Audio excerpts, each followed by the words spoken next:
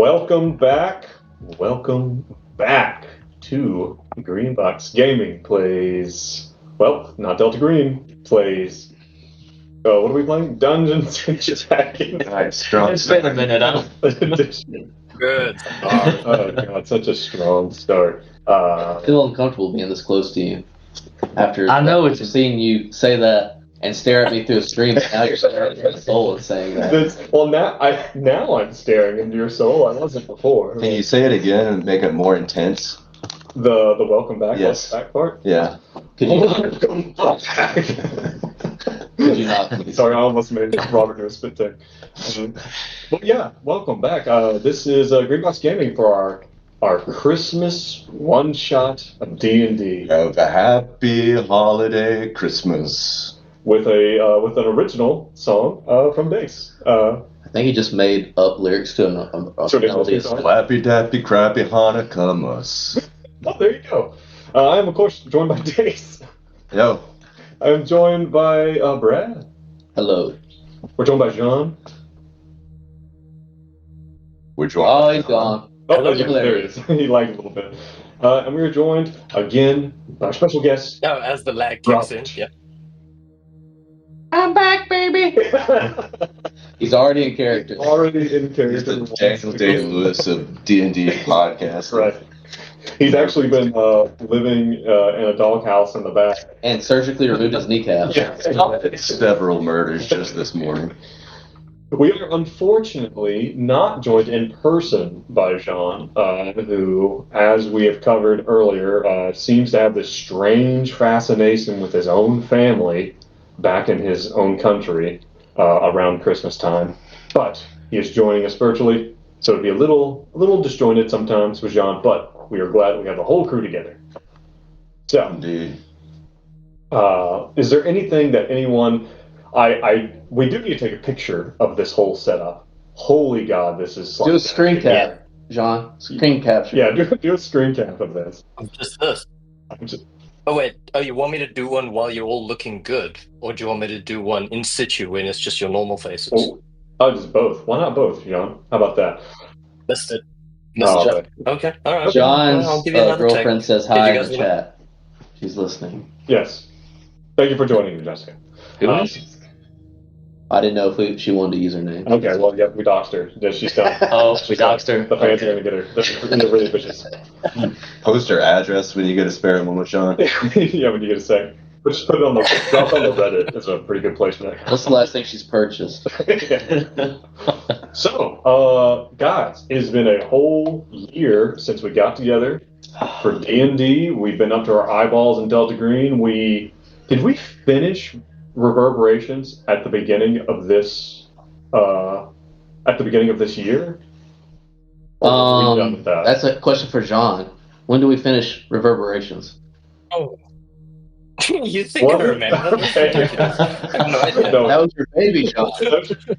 But we've been up to our eyeballs in Delta Green between Impossible Landscapes and Music from a Darker Room, which I'm really excited to get back to a little bit once we get back.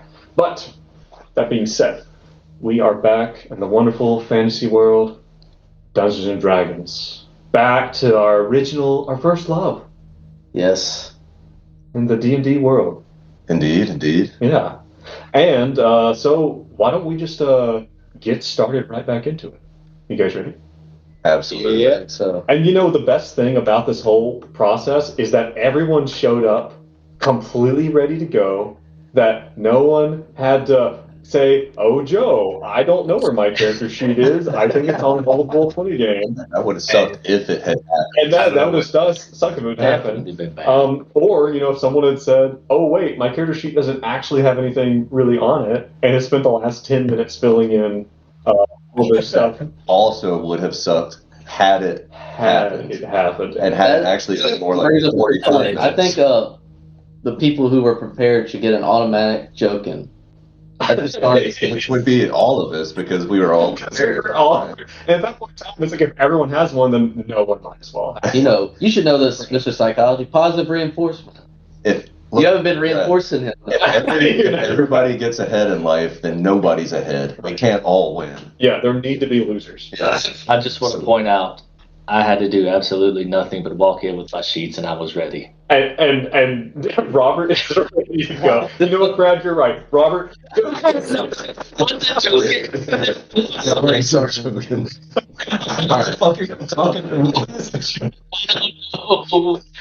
it something I want? It's Something I fear. our version of like you get a point to roll again, basically. Like something you can re-roll. But Joe gets to give you a massive wedgie. I don't think that's part of how y'all actually do it. Well, these are D&D rules. Well, I usually have someone on Fiverr show up at the house, but now I'm here in person, so I should do it myself. All right, guys, last time. We are in a bit of a homebrewish world, the world of the Silver Empire. Yes. Yes. Last time, you guys found yourself in a bit of a sticky wicket. Tamp, Polo Marco, and Leon. That's right. I was going to say Jacques, other stereotypical French name. And Leon were, after working with Rolf, an artificer of some renown, had been teleported with their entire shop into the middle of the busiest street in the busiest city, probably on the entire continent, and may have killed or disappeared a bunch of people in that process and been thrown in jail. And, completely coincidentally, Blaze McRazzle happened to also be in the marketplace at that time, and was kind of guilty by association. Hey, Sean, real quick, can you give us remind us what Blaze's accent sounds like? And just what's his deal? Like, what's his deal, man? Oh, yeah, he was a bit of a chameleon, and this may have been, it's pure coincidence that this was early on in my own career of podcasting, but he was a bit of chameleon to accents, and he would just adopt whoever was talking We to call him. him Dragonborn, okay? Yeah, chameleon is a slur. He's a Dragonborn. You know, No. that's not the whole thing. I'm imagining he was a little bit of like a... Oh, I've just gone blank. The lizard people in Morrowind, and... Argonians. Yes, thank you. He's got like a bit of an Argonian feel to him. Except unless he talks to Leon, where he becomes French again. Yes, he did become French at some point. Yeah. But you guys, so you guys had been in prison for 2 years, had all sorts of fun adventures. Tamp had found God. That's right. Taking his paladin dip. Leon had made a bunch of pruno. And I think Polo Marco had done what he always does, no matter where he is, and had slaughtered as much as possible. Marco Polo didn't even know he's in prison. He was back on that time. Pure joy. Just pure joy. It's like, it's my birthday again! Got shakes. But so you guys were sent basically on, let's call it what it was, a suicide mission. You guys were sent on a suicide mission as kind of an alternative to a death sentence. That's like, all right, we're really going to put you guys to death, but listen, it sounds like there are these tablets that have these copies of this original law from the original emperor many, many centuries ago, that may exonerate you. And not only may they exonerate you, but they're also like priceless. They're priceless to not just the empire, but to the Inquisitor who was there to you. They kind of view, almost imagine them as being, we've kind of compared them to street judges, like from Judge Dredd, but they also kind of worship legal text in a way. It's considered to be almost holy for them. They sent you on this mission into the Tomb City. Can anyone remember the awful name that I came up with for the Tomb City that is really hard to say? I cannot. Not a chance. Nope. Nope. All right. It was Sepulchopolis. Sepulchopolis. What were you thinking, man? Yes. You're right. It's bad, and I love it. So you guys went down to the Sepulchopolis, the Tomb City, underneath Highwall City, underneath the capital city, which is this place where there were these ancient civilization had built basically kind of clone factories that eventually went bad and started producing mutants. You guys went down there, and you went through a completely unrelated to any classic movie series in which an archaeologist may or may not go through a series of challenges. Legally distinct challenges. Legally distinct challenges. And non-derivative challenges that were definitely not specifically made for each of you. Eventually getting all the way to the end, to this strange bookstore where you were given these tablets, and then you fought your way back up through the flesh factories, eventually coming face to face with the wall of flesh that was boiling up from the city to devour you. Did you have an actual name for this monster, like in your lore, or was it just like? It's just a wall of flesh. A wall of flesh is actually from Terraria, I think is the name. There's a creature in the name Terraria that's a wall of flesh, but it's just equally as good for this. So I did rip that off a bit. Not the original idea of the name. But you guys were able to escape the giant vault doors. I will remind you that you did, along the way, lose all of the researchers that came with you, including Dr. Clarkmark, who was this historian, and one of you whose name I will not mention, may have cast a spell on Stephen, the mundane lawyer, to get him to come with you. And I swear it's not the same guy that does this in Delta Green. No. It's not. Of course not. No, it's not the guy that ropes in. No. That's a really good point. This is a bit of a pattern with you.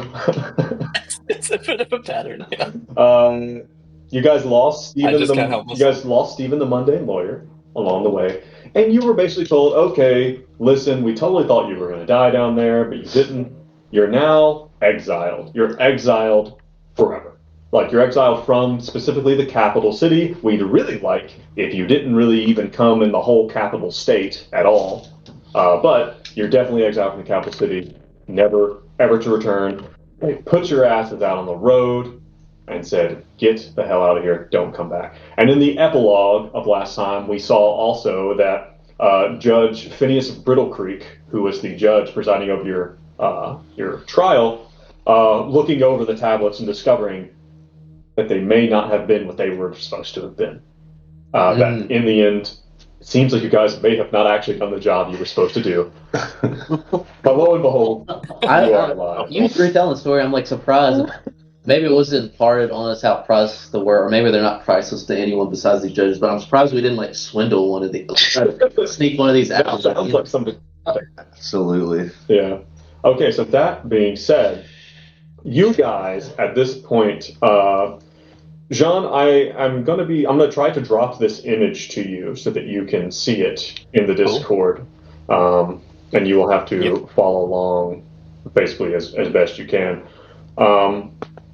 You guys are in a little place.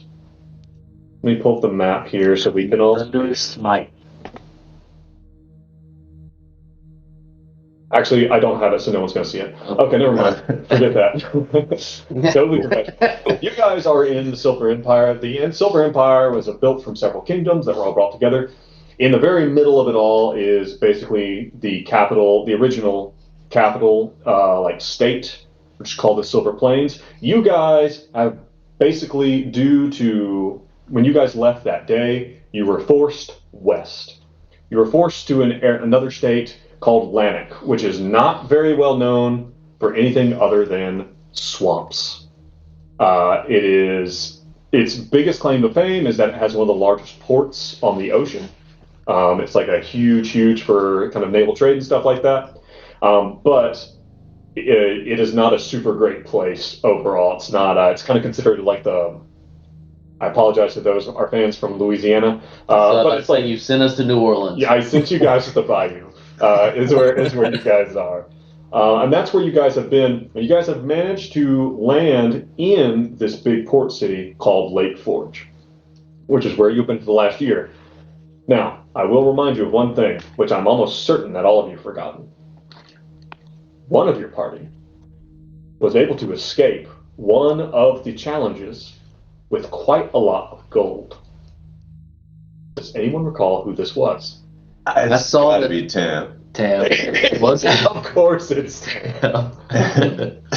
How much gold? He's gonna do with all that gold. No. So But he's a man of God now. So he's a man of God, but you're wrong. It's Leon. Okay. Leon had a big old fat sack of gold. Yeah, I see bag of gold. Bag of gold. Yes. Which we're gonna go with ended up being about end of the day about 5,000 gold pieces, which is a lot. And I think this entire year, Leon's just hanging it over everybody's head and like, you will get the piece if you do this for me, and like just send them out on errands and Well, stuff. so here's my question. Here's now, I've laid the scene for you guys. So you guys have been in Lake Forge, which is this big port city, the last year. What do you think you've been doing? Like, so I guess my first question, did you all guys stick together? Have you guys trauma bonded sufficiently at this point that it's just not fun to be away from each other? I know Marco would definitely go with Leon. Wherever Leon goes, Yeah. Polo Marco's there, yeah. Yeah. Tamp, being a man of God, has probably become like a street preacher. But the thing about street preaching is it doesn't pay too much. Oh, no. So he's got to ride Leon's coattails. So that's why he's stuck around. Leon would try to use all this to his advantage, and instead of starting a new brewery or what was it, absinthe bar, Yeah. he would get probably Marco Polo to kill every bar owner in the city, and then bribe Tamp to preach the goodwill of Leon's magic elixir, like a hill law. Oh, okay. Oh. What about Blaze? Where's Blaze? Blazes, he's in the shadows. He's probably been watching this entire thing because you probably did trauma bond at the time, but in the shadows, he's just been watching everybody's story. But actually, to you guys, he's disappeared. But he's been watching. It's kind of like planning something big, like, this could be a very big mark. So he's just out there doing his own thing.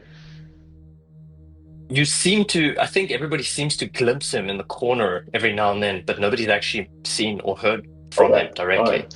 Okay, so I guess my question then for Leon, for the one who, like, are you going to take that money and that you have and try to, and like, are you going to, like, maybe once one of these, tavern owners suffers a completely normal, natural death of being stabbed 48 times in the face. Once someone dies from completely natural stab wounds, are you gonna swoop in and like buy a place on the cheap? Like, I reckon that's probably what he would do. Try to like get more money. use the money to gain more money. Okay, I got you. Unless somebody wants something fancy, of course, he would reach into his purse for his for Polo or Tamp. I need a new set of daggers, Daddy. You should have any you want. Man of God don't need nothing more than the robes on his back and a spring in his step. I love the idea. Just remember, Polo, you get a knife for every person you kill. At some point in time, there's just like a little log cabin built of just knives. Oh, God. All right, so, one, I guess it's like, I think the funny thing about Tamp doing street preaching, keep in mind, Tamp's level 7. 5 of those levels are Barbarian. 2 of those levels are Paladin. So in a way, he's only 2 7ths street preacher and 5 7ths of just Barbarian, just out there on the streets. He's still barbarian. He's still Barbarian at heart. What man of God? If there wasn't a struggle, would it be worth it to be a man of faith? There you go. Well, and so I guess my question for you then, do you think Leon is going to try to put himself up in a nice place? Or do you think Leon knows that there's some utility in the dock sides? I think he would, he tried to go big when he got to the high wall, right, Yeah. city. And Got you. the second he got there, for some reason, his business was plowed onto hundreds of people and they died. So maybe he's going to try to do like a low profile this go around. Just so the DM can't do anything like that. I love the idea of Leon shaking his fist at the heavens. I know what you did last time to me. No, okay, so all right, so docksides it is. Sounds like. Yeah. Okay.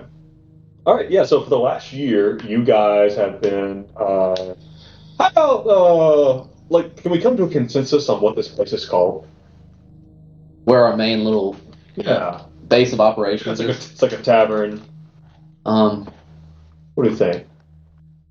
maybe also Leon sees like a, maybe this crowd that Tamp's been preaching to, he thinks he can take advantage of as well. So he Tamp, what do you believe this safe haven for your people shall be called? Oh man, I'm over here like. Do you remember the god that in Tamp? Because I remember there was absolutely a god that I picked out. Yeah, it is. And it's one that you were familiar with. Yep, Lathander. Lathander. How the fuck did you remember that? The Morning Lord. The That's Morning amazing. Lord. Yep. Yeah. So maybe something to do with Lathander. He's like a sun god. The Lathander latrine. That seems. How about the House of the Rising Sun? The Rising That's in Sun. New Orleans, isn't it? All right, House of the Rising Sun it is. Just got a certain. Maybe it's called the House of the Rising Sun, but on the street everybody calls it Lathander's latrine. No, I like it. Okay, all right. So so there's so there's a little bit of a philanthropy going on, or maybe something that looks like philanthropy. Oh yeah, no. Nothing's given. Nothing's given. only taken. Yeah. Okay. So you guys have been scraping by, and Lake Forge, with this sudden dearth of tavern owners, just like no one knows where they've all gone. There's been a bit of a power vacuum since you guys have showed up. It seems that the second you guys show up somewhere, that there's always some problem. And since you guys have shown up, there has been a lot of movement on the docks, like kind of down where the House of the Rising Sun is. And basically, you guys have been. So here's the thing about. Remember I said 5,000 gold. Mm-hmm. Okay. What do you think is going to come out of my mouth next? It's gone. Yeah, of course. Can we not? I mean, can I say? Is there anything y'all want specially that if y'all thought about it at all, like item wise, that could be bought to add to your character sheet? Um, I mean, does anyone do y'all even have like a +1 to your weapon? Like I got one. I want a bag, the never-ending bag. a bag of holding? Bag holding. Yes, thank you. Could I buy a bag of holding for Polo? Just know stuff what? all the heads. Okay, you know what? You can. Okay. You can. You have a bag of holding, but it only holds heads. There go all my plans immediately. You caught that one. No, I'm kidding. You can have a regular bag of holding. Yes. Does Tamp want anything? Right. ever since he became a man of God, and ever since he shrugged off that itch, that horrible monkey on his back, he don't need nothing much. Nothing much. So nothing. He just wants nothing. All he wants is to bask in the glory of the morning, Lord, and spread the good word, brother. Well, Leon will know better. Have a stock of his magic powder handy in case he needs the old Tamp back. So that's what Leon will use. You like bias first law trilogy. You just like pulling the strings from the background at this point. I mean, I do want to get something for Ken John. No. But you're not. I mean, No, you're in the so- dark. You've been keeping your distance from us, so. I've been keeping our distance, but at some stage, Leon will remember that his little skull cufflinks that he treasured so dearly, Yes. they were taken from him. So No. and- No, Polo stole them from the guy originally, and then Blaze stole them from Polo. Oh, okay, all right. I thought they were Leon's So Polo just cufflinks. keeps talking about this random lizard that just keeps following him around, and Leon's like, I think you have had too much time awake. Go to sleep, and gives him like something concoction to drink to like knock him out every time. A baby bottle with a nipple on it. Yeah. Well, Leon's an alchemist. I mean, Yeah. So he makes Polo has some sleep time whenever he starts talking about some crazy kind of spray that you put on a rag. crazy dragonborn falls and they make some skull. That's how you keep Polo in check. So has Blaze, like, what's Blaze and Tamp's situation? Do they ever interact? No, I think it's strange. I think maybe Blaze happened to run into Polo at some point. I was like, oh, Mr. Polo. And he tries to like gaslight him, and Polo recognizes him. He's like, no, you speak nothing of this. You speak nothing of our meeting. And that's like causing Polo's like lashing out with Leon every now and then. He's like, no. If you are very quiet, I will give you one of these skull cufflinks back. Well, and speaking of those skull cufflinks, do you remember where you got them originally? I don't remember this. Yeah. At the trial, this entire scheme to get you guys out of the death penalty, basically, it was all organized by this tiefling named Ejivar. And Ejivar works for an organization called the Richter Initiative. It's basically like the magical CIA. Has told you that you have friends in high places, and that it was Ejivar and this Richter Initiative that basically created this whole situation that you guys could live. And here's the thing, Leon, about the money that may or may not be there. So it's not just like you've spent it, like nothing happened to it specifically, but you have had to regularly pay protection to multiple gangs here. And to be frank, I'd imagine you're all getting pretty damn tired of it at this juncture. You guys aren't nobody at this point. It's only been a year here, and you guys have a bit of a name, despite the fact that's called Lathander's Latrine.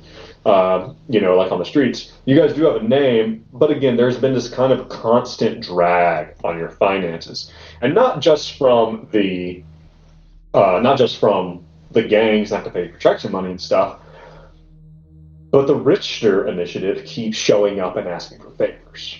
In their mind, you guys owe them. You guys owe them for the fact that they saved your lives, basically. That they created the scheme to get you out of jail. And in that time, they have been asking you to do a few favors here and there for them, for agents in the area and whatnot. So this is actually where we're going to start. Actually, before we even get into what the real mission, I want to see how well you guys have done at some of the things that the Richter Initiative has wanted you to do over the last year. Okay. So how about this? So let's start. Actually, let's start with this one. A few months, or shortly after you guys kind of got settled, you guys were approached by Ejivar, actually showed up in town and told you that he had a friend of his friend who he needed you guys to help lay low for a few days.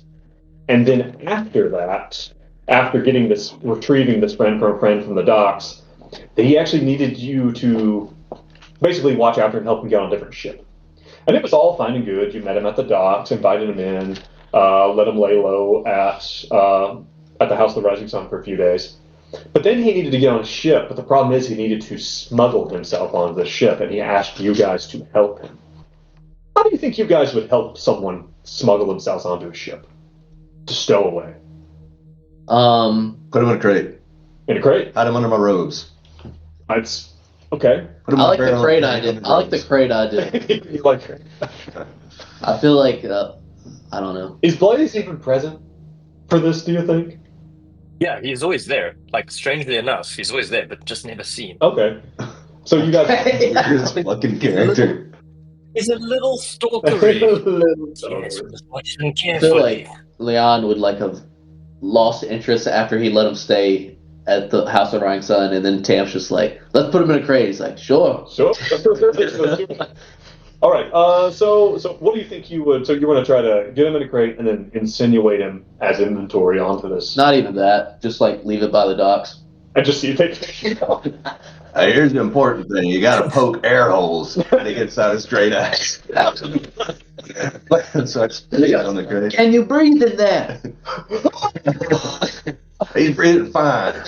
He couldn't scream that loud if he We wasn't would breathing. send Polo in to make sure. Don't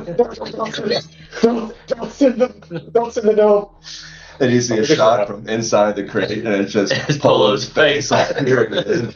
Just smiling.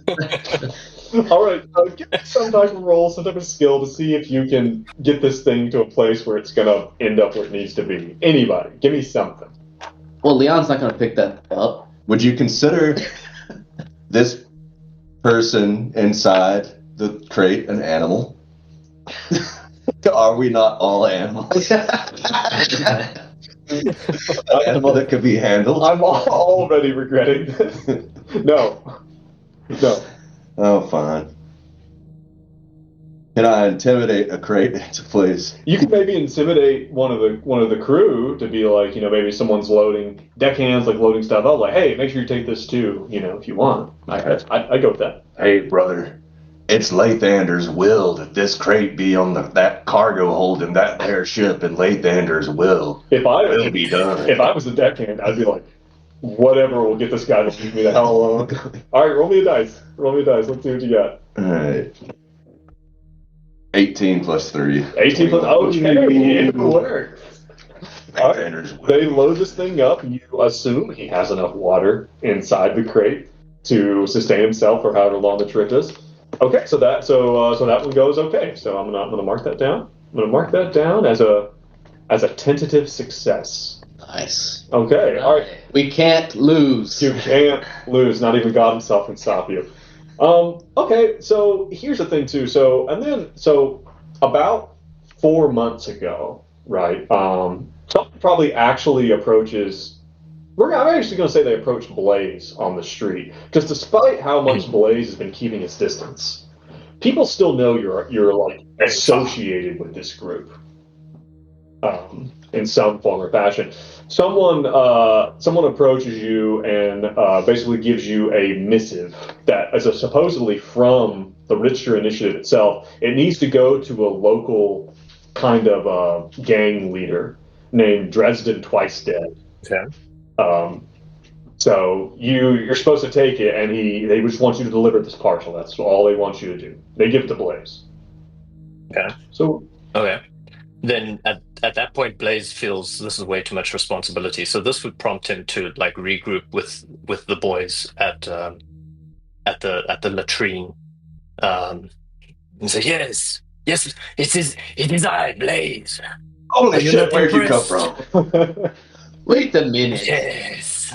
You're that lizard man that's been haunting my boy's dreams. No,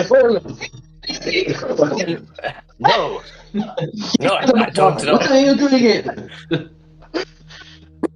It is. I'm just in the neighborhood. I don't know what you mean. Are you mocking me? We have package. No. Why do you sound like me? I don't. You have a very contagious accent. No, I don't. Yes, you do. Okay. Stop fucking around. Blazy says that there's a... Fuck. Blazy wants... there's package. There's package that's come through. We must deliver. Why? I don't know. I had lost interest. I'll go somewhere else.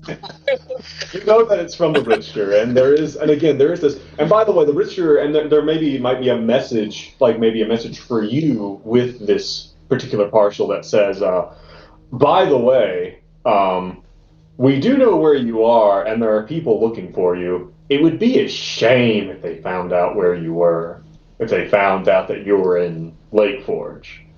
So there is an underlying kind of bit of threat. It sounds like both the Inquisitors and the Glomdrot family, the family of Stephen, a very powerful family in the Empire. It seems like both groups might have it in for you. Damn it, Blaze, you should have led with that. Well, Tell you what, Blaze, I might be willing to help you out if you pledged your life to Lathander, the Morning Lord.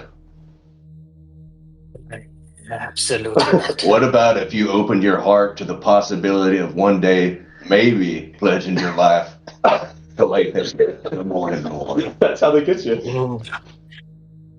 You know what? Actually, Would you like a bowl of stew, brother? Yes. He asks this at least 2 times a day. He has slow memory. He won't remember. I'm not. Maybe Tamp. Maybe. And he's got something scheming. It's very suspicious that he would say maybe, but maybe. Maybe it's good enough for me, brother. What do you need done? And who do you need it done to? So This package, you need to take it. yeah, Who? to Dresden Twice Dead. Twice dead? Yep. That guy. Like Twice a dead. twice baked potato? Something like that. You guys eventually find yourself within the inner sanctum of Dresden Twice Dead, who is one of the biggest gang leaders in all of Lake Forge. And you deliver this message. You deliver the message, and Dresden takes it. Dresden is an absolutely imposing half-orc who is known for not just being physically imposing, but also intellectually imposing as well, being quite the schemer himself. You guys deliver this. Dresden opens the letter in front of you, reads it, and basically wads it up in a ball, throws it on the floor, and goes to leave the room, and basically tells his men to kill you. So This is another mission that we're trying to see if we accomplish our yeah, part of. so how do you guys think you survived that encounter?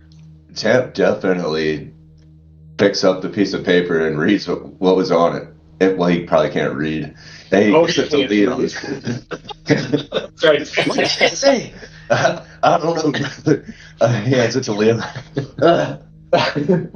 It basically states that something to the effect of that Dresden owes a bunch of money to the Richter, and that they're going to come for him, that they need him to pay up.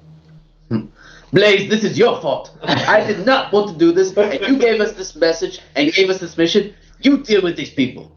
What? So Leon wants Blaze to handle the. How is Blaze going to handle this? I think he'll just try and nuke them. He'll just, when they're unsuspectingly, he'll just poison spray them. Oh, just on the okay, back. On the why back don't of you the give head. me like an Arcana roll or something like that? Let's see how well this goes. So, like, shooting Got a roll 20 can right. of mace in a car. Yeah. Exactly. And he's immune, so maybe He'll it's be when fine. everybody else like goes out of the room and he gets a 17 poison. Oh, okay. DC 13. Yeah, no, that's more than fine. You are able to. I will say that you don't necessarily kill any of the guys, any of the guards for the gang, but you are able to basically create such a clusterfuck. Like really do imagine that. Imagine a bunch of people all boiling up out of a room that's had tear gas. And everyone's just like, except for Blaze, who's just walking out of there. Blaze. He's just coughing lightly. All right.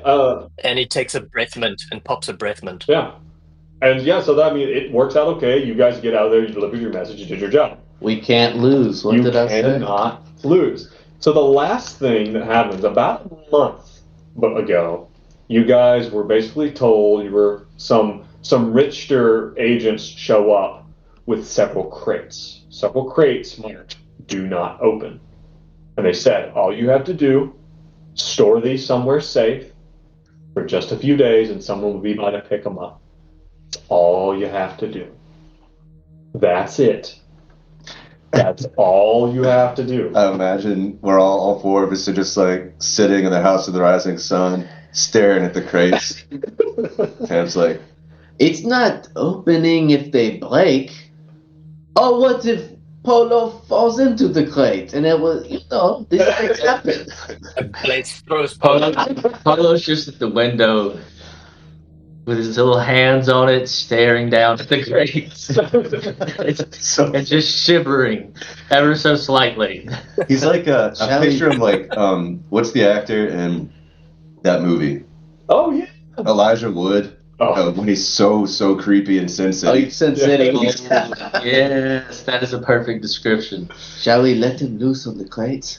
If you're asking me, brother, I don't think we have much of an option. Well, Just let me go. I'll take care of it. Polo, open. Okay, Polo doesn't hesitate. So is Polo going to attempt to open these things and tear them apart, or is he going to attempt to get in them in a way that Yes, no, this happens? he just wants to get inside a crate and see what's in there. That is all he's wanting. So he's definitely going. I'm very proud of him. He's not using his knives. He's using his hands. Character growth. All right, no roll needed. No roll needed. He comes at this thing like some type of, I don't know, like caffeinated, rabid animal. Just like launches at the crates and just tears into one of them. And you guys are very surprised to find that within them are like housed and like cushioned in straw are bags of sand. I can do detect magic. By all means. You find nothing. It's Mm. not magical sand. It appears to be completely regular sand. Oh shit! It was a test. I've done everything I can. They are mundane. Polo chooses to open a second crate. In the same manner. Yes, same man is just gonna. Also, there are 4 crates. I'm going to go ahead and skip to the end. All of them have bags of sand in them. And it's definitely not arcane. It is 100% not arcane. Sam would know that instantly. Yeah. I don't care for this, and Leon just doesn't give a shit. Okay. Yeah. That's Polo at least closes the crates back. Even though they're like all torn up.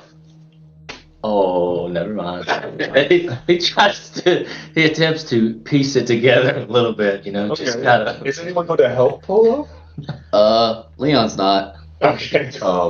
Tamp is going to put a shit ton of milk and meat and gravy outside and try to create a feral cat epidemic. When the liaison comes in and sees the crates, he's going to try to blame the feral cat. It seems like he's been off the stuff for a while, so he has like 2 brain cells corrupted. All right, roll me some type of persuasion roll to see if you can convince. I want Tamp to do it. I want Tamp to roll a roll to see if he can convince the Richter liaison that this was indeed a renegade band of cats. Don't even say it like that. Okay. Persuasion is a +0. Here we go. 11. So. All right.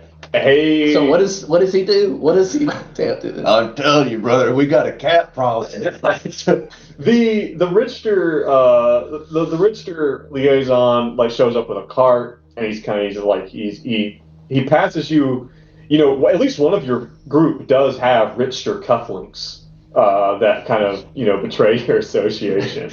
So he verifies who he is and he sees the crates and he just looks at them. He kind of opens them a little bit, sees that they're all fucked up, sees that there's cat shit it's everywhere, I guess, and then he sees a jug of milk that's there, and Tamp's just going on. It was crazy. They came out of nowhere like a whirlwind, like a gosh dang tornado. Bends down the public. He's on the stuff again. It's all I had such high hopes. Oh, you're freaking out, brother. He needless to say, when he leaves, you get the feeling that he does not believe. I think we're good, guys. Oh, we pulled it off. Yeah. So, and now here we are after all of that. So that's what's been going on for the last year. Is you guys have been very favored by, and again, Leon, at this point in time, the money is basically. It's not that you're about to run out of money, but just as much is coming in as is going out, and you don't have all this money anymore. Between paying off people, and everything, it's just been a lot. But one day, for whatever reason, you guys are all there, even if Blaze is outside skulking. Blaze, maybe Blaze is outside. It's like a dark, kind of stormy evening. Again, you guys are on the dock side. You get a lot of traffic from sailors, and you see someone who appears to be dressed as a sailor, but you instantly know that it is indeed not a sailor. At least Blaze does when he sees him. It is Ejabar. It is the Richter agent who you originally met in the courtroom over a year ago. He's this tiefling, like tall, skinny, these black horns that just go straight back against his head. And he comes in and makes it very clear that he has something. He needs to talk to you guys in private. Do you think there's a lot of patrons in there, or do you need a private room, or? I don't know how good is Tamp at bringing followers to the House of the Rising Sun. Well, he's got. Do they think he's a freak, or do they actually like? Well, I mean, there's always people who legitimately need a hand. Mm. You know, so like if you're basically operating kind of like a weird tavern soup kitchen thing, and somehow trying to scam people who have no money out of money, whatever, so whatever happens, I would say we don't need a private room. Let's say we just do it in the open. okay, and this might be the kind of place. This side of town, sketchy shit happens in taverns all the time. Everyone knows better, but they even pay attention. Ejabar sits down with you guys, and he basically tells you, he's like, it's over the last year. Damn it, I'm doing it too. Shit. Are you mocking him? I am not mocking you. Over the last year, we have been monitoring the situation here, and I can say that you have done some good work for us. We really appreciate it, and after all, you did owe us quite a lot. Who are you again? We're not doing this, Leon. I'm sorry, no quit for that one? I legitimately don't remember you, brother. I'm sorry. I'm the one who brought you Steven. I got you out of being executed, of being hung. I remember him. Thank you, He's Polo. not so bad. Well, Polo vouches for you. I guess it can't be all bad. Bring it in, brother. Hugs him. How is Stephen doing? Steven died with you. Who are you? Are you sure? Holy shit, where'd you come from? Yes, Blaze, it is important that you are here as well. Listen, you indeed owe the Richter a great deal, and we always collect on our debts. That being said, I have a proposition for you. Something that would alleviate you not only of your debt to us, but actually put you in a superior position in the end. Something where the Richter could call on you instead of debtors, that we would call on you as kind of consultants. We would be able to enrich you. Oh, I get it. Yes. Rich. I'm a man of the cloth these days. I don't have much interest in riches. Perhaps you have interest in doing good and lawful things. I want a church. Wow, that I want a big church. a big one, huh? Stained glass. Okay. Whole 9 yards. Yeah. He's in. I think we can. I like where your head's at, Tamp. I was worried that since getting off the sauce that you weren't that you've lost your edge, but I see now. Been sober for 1 year and 2 months. Okay. Praise Lathander. Praise Lathander. Correct. Yes, but I think that this would be beneficial to all of you, free you from the yoke of the debt that you owe us, and I would say that we might be able to make your position here in Lake Forge a little more tenable. Maybe intervene for you with some of the local gangs so you can start making some real money. You mean leave this dock? You could even leave the dock district. I'm all ears. Well, Leon's in, but Blaze. Ah! He keeps doing it. I quite like it here. But I will go where everybody else goes. Okay. And I will become more French as we go Yes, on. I've noticed that. Leon. Listen, here's what we need of you. We need you to infiltrate the Irigan Academy of Magical Studies. Somewhere high in the towers or low in the dungeons is a particular sample of a mineral that we need. It is called ossite. It is rare and odd in that it grows much like bone rather than crystal. It is very hard to find, as mysterious as it's in its origins as it is in its uses. But nonetheless, We know this is a spot in town, academy in town, or is this out of town? I will tell you this: I'll go to give you the background for the academy, for those of you who know. And this is the kind of thing that I imagine probably Polo and Tamp have maybe heard of, but don't give much of a crap about. It doesn't seem like their kind of thing. A magical academy? What's that? I don't know. Is Polo secretly like a? Does Polo like secretly have like a master's degree? What was your thesis? No, Polo would not secretly have a master's degree. He was raised by blood gnomes. That's right. Would Blaze know about this place? Blaze The certainly sorcerer. would. You two, I would say the two of you both would, as spellcasters, especially Leon being an artificer. The Irigan Academy is several weeks away. You're not sure how you get there, really, but it is basically the preeminent magical university of the entire empire. It's built. Oh, the entire empire. The entire empire. Wow. It's built in an old citadel that was then basically, converted into a university where they train magic users, also in mundane studies, even law. Like, it is a big, huge university.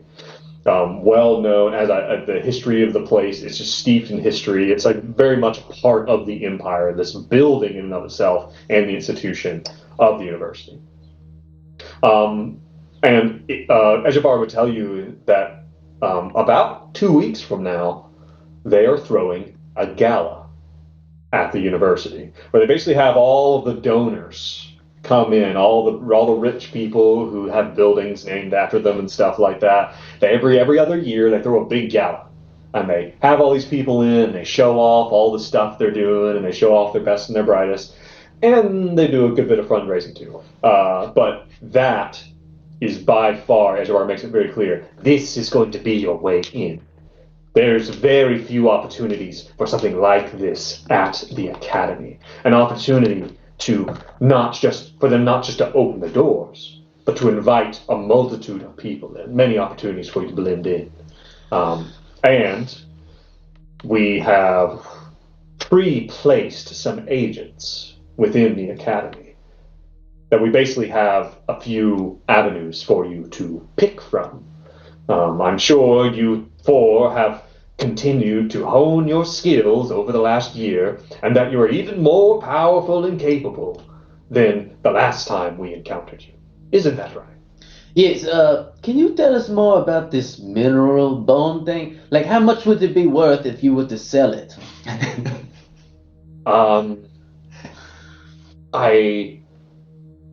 I'm not going to tell you. What does it do? The uses of this, to be frank with you, Leon, this is not my forte. I am not, acquainted with the use of odd minerals. But you said a sorcerer would know, and then he looks at Blaze. I would say that either of you could actually, if you wanted to, roll some type of arcana or alchemy or something like that, whatever skills you have, you could probably roll something to see if you knew. If I know kind of what they're... Okay. If you've never heard of this... I'm going to roll an arcana, and that is a 14. 14. You may have heard of it before, but you don't really know anything about its properties other than that it is not terribly strong, so it's not good as a metal. And that whatever uses it has for rituals and stuff like that are so vague and so far-flung that you don't know if you've ever heard of a single spell that uses it as a magical component. Look here, brother. When I hear bones, you ain't getting us into some dark shit, are you? Ain't nothing I can abide less than necromancers. Wow. You ain't a necromancer, are you? No, no, I'm not a necromancer. I wish you would stop saying it like that. If you was, I'd fuck you up. I understand that. I'm not totally sure what this comes from echelons above, you see, but the lowdown here is that we need your group to infiltrate. I have 3 pre-prepared ways for you to possibly enter into the university itself. That is either as guests or nobles, as a group of nobles and a noble and the noble's repertoire. As staff, they've brought in many staff members, waiters, cooks, that kind of thing. Or last, possibly as foreign diplomats or even students from far-flung kingdoms. This is often an opportunity for people to visit the university and determine whether or not they want to come from, especially families of high power. Yes, please. Could you tell me the 4th way in? And he slides him a note to try and bribe a 4th way out, and he's going to persuade When you him. say a note, you mean like paper money? Yeah, like a money. Which doesn't exist in this gold. world? He gives him 5 gold Okay. pieces to He try just and bribe writes him it for right a on the 4th paper. way. This is worth. This is worth it's like a dollar bill with I Blaze's owe you. face in the middle. Like, And he slaps it on the table and is going to roll persuade. okay. He gets a 14 he for a 4th. He reaches over and slides the gold towards himself and sticks it in his breast pocket and says, "There is no 4th way." Listen, I'm not saying that you can't get creative here, gentlemen. That's not what I'm saying at all. What I'm saying is that these are areas that we have agents already insinuated. And due to some of the good work that you've done for us over the years, over this last year, I think we might be able to help you set up as well. That basically the missions that you've done in the year since will give you a certain amount of favors. I sure am sorry about all them cats shitting and pissing you're saying. Oh, it's okay. Yes, Mr. cats, Mr. many eyes, Polo. Polo kind of just goes and hides behind Tamp. Now, listen. We are prepared. If you are prepared to take this offer, I have a teleportation circle prepared nearby. We can teleport all the way to Queen's Landing, which is near the university, and then from there you can plan for the next 2 weeks. Yes. Do we have to make the decision on this route, our flavor of entry now? You may make it when you arrive at the Queen's Landing. Okay. Can we have a moment for my 2 comrades and the random lizard man? Yes, of course. I'm going to have a cigarette. Yes. As he lights up a candle and leaves. So, I do not like him. I do not like owing money. I propose we steal this item and fake our death. We have found the 4th way. But how do I get a church then? You do not understand, Tamp. With this magical bone crystal, you can have many churches. Many churches? Yes. How many churches? How many do you want? Like 2 or 3? Yes. That's a lot of churches. And Polo, knives. Churches and knives. Knife churches. I just want to kill the guy. You mean the tiefling? Yes. I suggest we go through the circle of transportation, and then I do not care. Deal. Are you in, Blaze? What do I get? Leon eyes him. He's like, he kind of knows that he's like kind of on the same level as him, maybe slightly. That's why you guys don't get along. Blaze. 50% partnership. We cut the bone crystal down the middle. And he puts out his hand. No, we cut your business down the middle. You want the House of the Rising Sun? All businesses. 50-50. Yes. All my businesses. You get half. Yes. I wish the audio could pick up Brad's sick smile. I don't know what it means. That's so creepy. Deal, and you stop haunting my dear Polo's dreams. Sweet, sweet sorrow. Aunt Karen. It is a deal. You can't go back. You can't go back no matter what. Okay. Ejabar comes back. He says, "Have we reached an accord?" We have. We will follow you to this academy and do your bidding. Excellent. Gentlemen, I hope that this is going to be the start of a very beautiful friendship.